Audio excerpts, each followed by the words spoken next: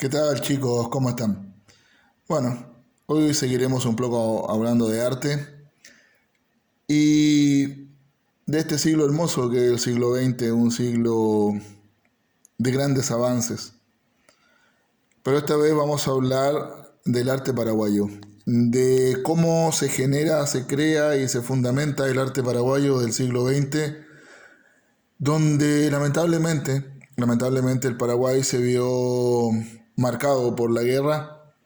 Una guerra que le dio un retroceso increíble en lo cultural. Que era lógico, era un país diezmado que tenía que ser reconstruido, donde lo menos importante era el arte o las expresiones artísticas o el factor cultural. Tuvo mucho más fuerza el folclore, lo tradicional. Por eso que en los trabajos anteriores habíamos hablado un poco del folclore, si era considerado arte o simplemente una expresión. El folclore es expresión natural de un pueblo, que puede ser reproducido de alguna manera o de otra por otras culturas u otros pueblos. No hay que pensar que un norteamericano no va a poder cantar guarania o va a poder tejer aopoy. El folclore, como la artesanía, es reproducible, es fabricable y es aprendible. Como el arte también, cualquiera de las expresiones artísticas.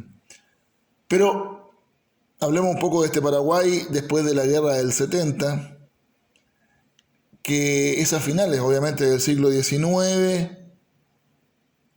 y que marca un Paraguay de reconstrucción donde el arte en Paraguay empieza a crecer a partir de lo tradicional. ¿A qué se refiere? La década del 10, la primera década del siglo XX, obviamente hay como un retomar hacia el Paraguay interno.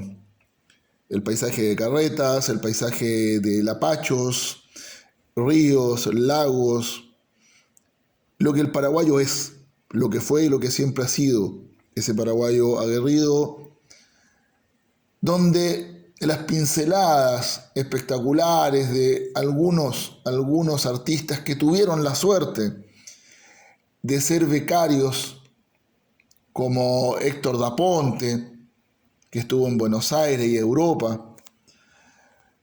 Estos becarios que logró Paraguay de alguna u otra forma, en la época de los López, enviar afuera a estudiar, regresaron con gran fuerza.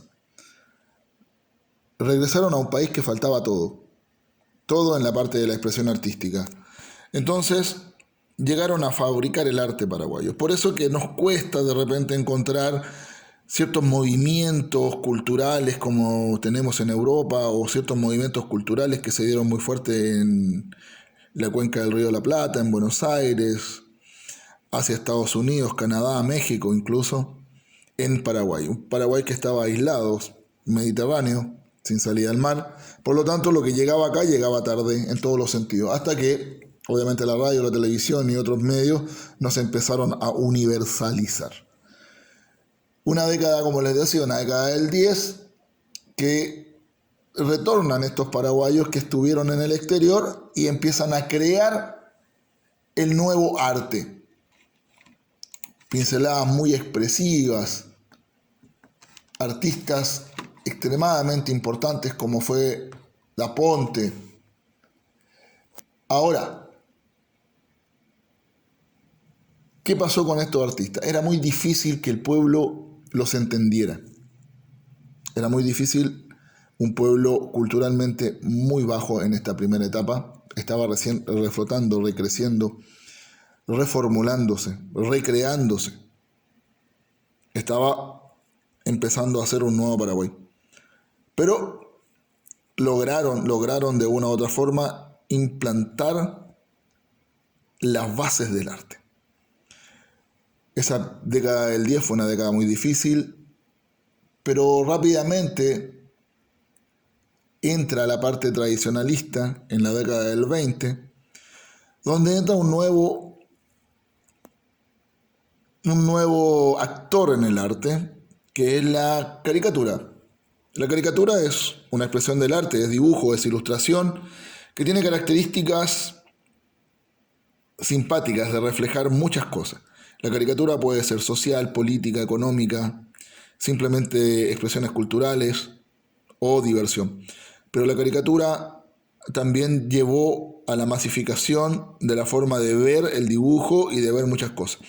Recordemos también que la caricatura o los dibujos hechos en los diarios de guerra, de la guerra del 70, el Cabichuí y otros más, fueron fundamentales para poder expresar ideas en un pueblo que no leía. Entonces la caricatura también nos da la posibilidad de poder ver cosas, entender a partir del dibujo el mensaje sin necesidad de tener un factor alto de lectura. En este sentido, los 20 fueron muy importantes.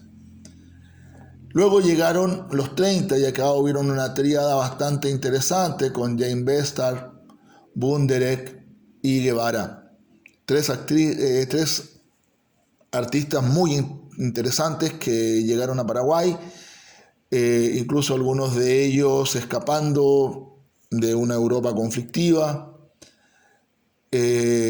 algunos tradicionalistas, otros un poquito más vanguardistas.